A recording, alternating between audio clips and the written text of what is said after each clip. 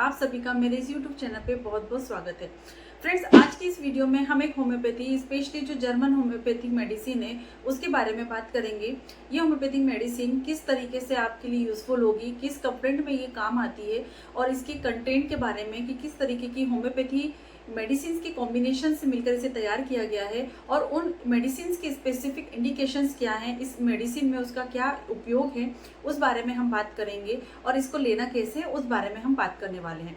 तो अगर आप मेरी इस वीडियो को पहली बार देख रहे हैं और अभी तक आपने मेरे चैनल को सब्सक्राइब नहीं किया है तो नीचे रेड बटन है, उसे सब्सक्राइब का रेड बटन है, उसे प्रेस करिए। बाजू में ही बेल आइकन है, उसे प्रेस करना मत भूलिए ताकि आपको मेरी हर वीडियो का नोटिफिकेशन टाइम पर मिल सके। तो चलिए फ्रेंड्स, आगे बढ़ते हैं और शुरू करते हैं हम वीडियो को।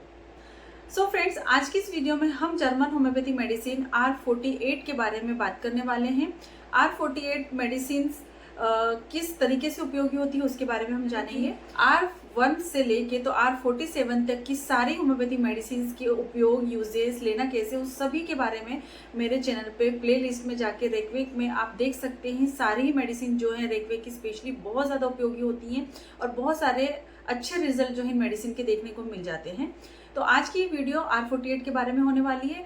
R48 जर्मन होम्योपैथी मेडिसिन है जो बहुत ही अच्छे तरीके से फॉर्मुलेट करके तैयार की गई है और ये होम्योपैथी मेडिसिन स्पेशली आपके पल्मोनरी जो एरिया होता है, जो आपका पल्मोनरी सिस्टम होता है, उसको स्ट्रेथन करने में काफ़ी ज़्यादा हेल्पफुल होती है।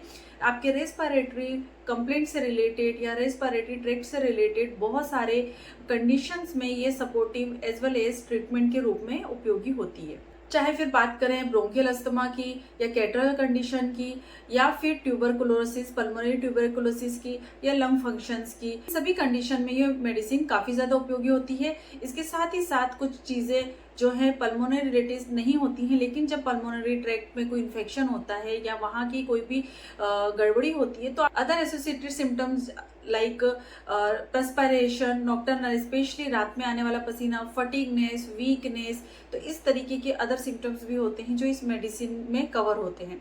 तो आज की इस वीडियो में हम सबसे पहले जानेंगे कि मेडिसिन कहाँ कहाँ किस तरीके से उपयोगी होती है, किस किस कंडीशन में ये मेडिसिन जो है सपोर्ट करती है। तो सबसे पहले बात करें तो लंग फंक्शन को ये स्ट्रेथन करती है। आपकी जो लंग कैपेसिटी होती है, आपकी जो लंग स्ट्रेटनिंग होती है, उसमें ये काफ़ी ज़्यादा हेल्पफुल होती है। आपके रेस्पिरेटरी की वाइटिलिटी के लिए ये उपयोगी होती है और बहुत अच्छे तरीके से लंग्स को प्रिपेयर करती है फंक्शन करने के लिए।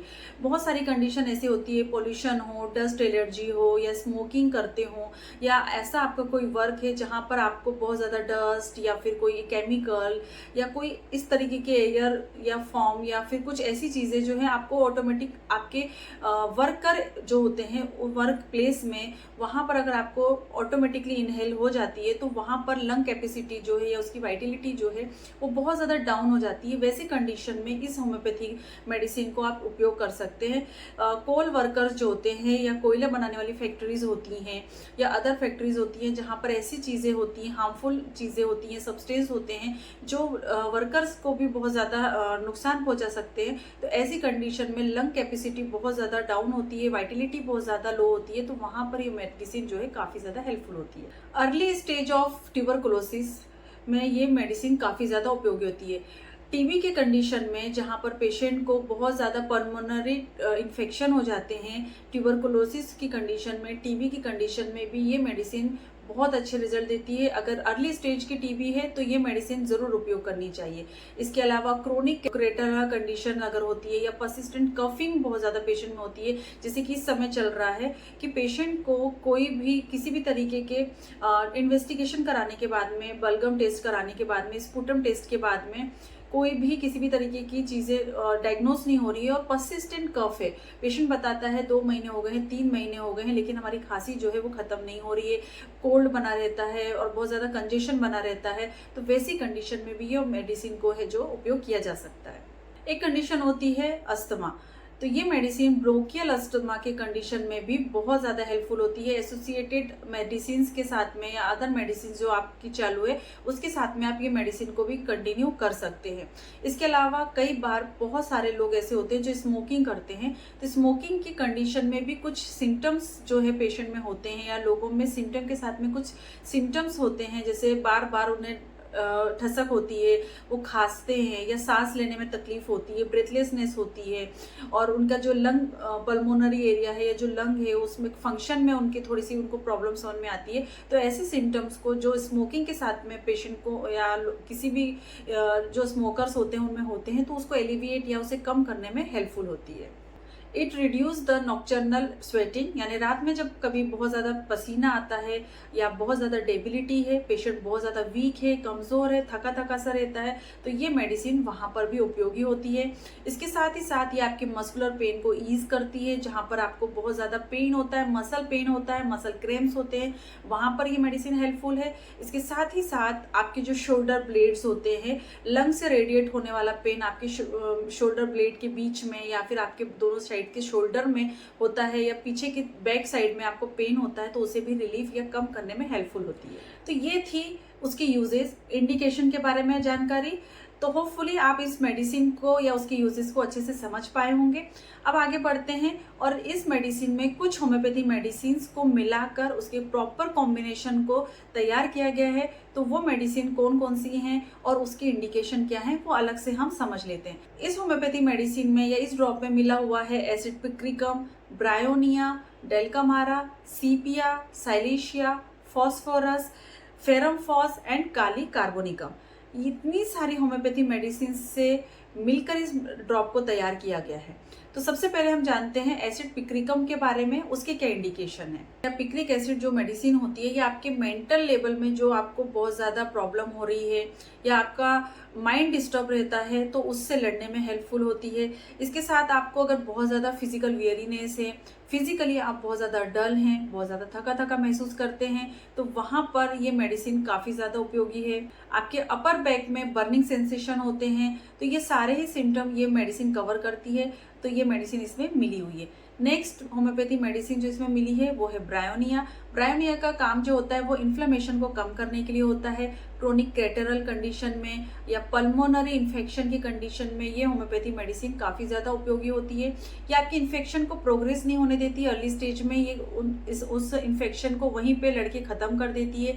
ट्यूबरकुलोसिस के टीबी की कंडीशन में जहाँ पर कभी भी आपको छोटा सा कैटरल हुआ, फिर उसके बाद में वो थोड़ा सा इन्फेक्शन बढ़कर टीबी में कन्वर्ट हो जाता है, तो वैसी कंडीशन में ये प्रोग्रेशन नहीं होने देती किसी भी इन्फेक्शन का, तो ये इन्फ्लेमेशन को कम करती है, साथ ही साथ इन्फेक्शन को प्रोग्रेस नहीं होने देती है। अर्ली स्टेज ऑफ टीबी में या ट्यूबरकुलोसिस में ये हेल्पफुल होती है।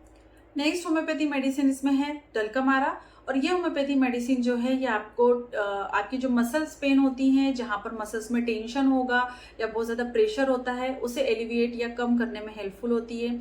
नेक्स्ट होम्योपैथी मेडिसिन है काली कार्बोनिकम। ये मेडिसिन आपको स्वेटिंग की कंडीशन में, स्पेशली नॉक्टर्नल जो स्वेटिंग होती है या बहुत ज़्यादा पसीना आता है स्पेशली डोर्सल रीजन में, तो उसे कम करने में, आपकी फिजिकली जो आप बहुत ज़्यादा वेरीनेस या वीकनेस महसूस कर रहे हैं, बहुत ज़्यादा थका थका महसूस कर रहे हैं और साथ में स्वेटिंग भी है, पसीना आता है, तो वहाँ पर ये मेडिसिन काफ़ी ज़्यादा हेल्पफुल होती है। लाइकोपोडियम होम्योपैथी मेडिसिन जो है वो आपके लीवर में बहुत अच्छे तरीके से एक्ट करती है, आपके लीवर को डिटॉक्सिफाइड करने में हेल्पफुल होती है, आपके डाइजेस्टिव सिस्टम को इम्प्रूव करती है।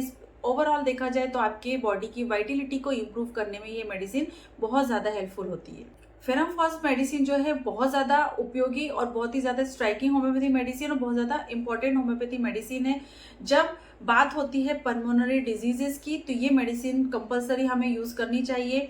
ये मेडिसिन जो है आपके ब्रोंकाइटिस की कंडीशन में, जहाँ पर इन्फेक्शन हो गया है, वहाँ पर अगर आईटी से इसका मतलब वहाँ इन्फेक्शन है और इन्फेक्शन के साथ में फीवर है, फीवरिश ब्रोंकाइटिस की कंडीशन में, ब्रोंकियल अस्थमा की कंडीशन में या early stage of pulmonary tuberculosis की कंडीशन में, ये होम्योपैथी मेडिसिन काफ़ी ज़्यादा उपयोगी होती है। इसके साथ ही साथ इलनेस जब होती है या बीमारी होती है तो आपको बहुत ज़्यादा एग्जॉशन होता है, तो आपके एग्जॉशन को, आपकी थकावट को भी दूर करने में ये बहुत ज़्यादा उपयोगी होती है। तो कई बार ऐसा होता है कि बड़ी बड़ी डिजीज अस्थमा हो या ट्यूबरकुलोसिस हो, उसके बाद जब आप ट्रीटमेंट लेते हैं तो आपको बहुत ज़्यादा एग्जॉशन फील होता है, तो रिकवरी के बाद होने वाले एग्जॉशन और टायर्डनेस को भी इम्प्रूव करने में ये मेडिसिन बहुत ज़्यादा हेल्पफुल होती है।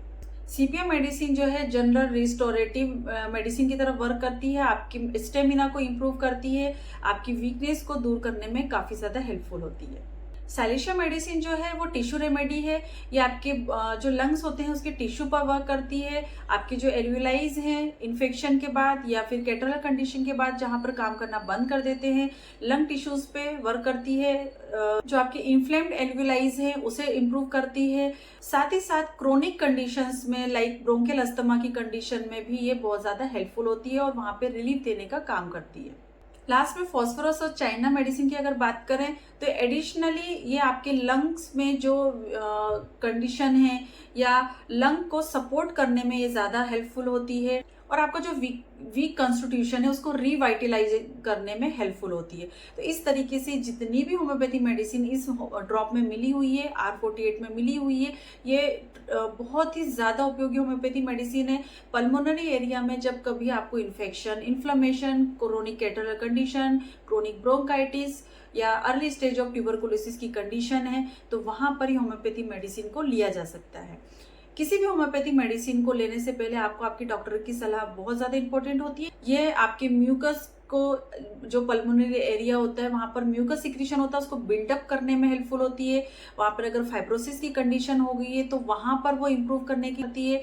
आपके ऑक्सीजन कैपेसिटी को या अपटेक को इन्हेंस करती है। ये वीडियोस मैं सिर्फ नॉलेज पर्पज से बनाती हूँ। आपको जब भी कभी इस तरीके के सिम्टम्स हैं, ट्यूबरकुलोसिस, अस्थमा, कैटरल कंडीशन, कफ, तो इसमें आपको डॉक्टर की सलाह लेना बहुत ज़्यादा ज़रूरी है। यूजेस की बात करें तो इस होम्योपैथी मेडिसिन की 10 से 15 बूंद 1/4 कप ऑफ वाटर में मिलाकर आपको दिन में 3 बार लेनी है, सुबह, दोपहर, शाम। और बहुत ज़्यादा कंडीशन अगर आप बिगड़ी हुई है तो आप हर 1 घंटे में इस मेडिसिन को दोहरा सकते हैं। होपफुली ये वीडियो आप सभी को पसंद आई होगी। अगर ये वीडियो अच्छी लगी है तो लाइक करिए, शेयर करिए और इसी तरह नॉलेज और वीडियोज़ के साथ मैं आती रहती हूँ। इसके बाद मिलेंगे हम नेक्स्ट वीडियो में। तब तक के लिए बाय बाय। अपना ध्यान रखें, खुश रहें, धन्यवाद।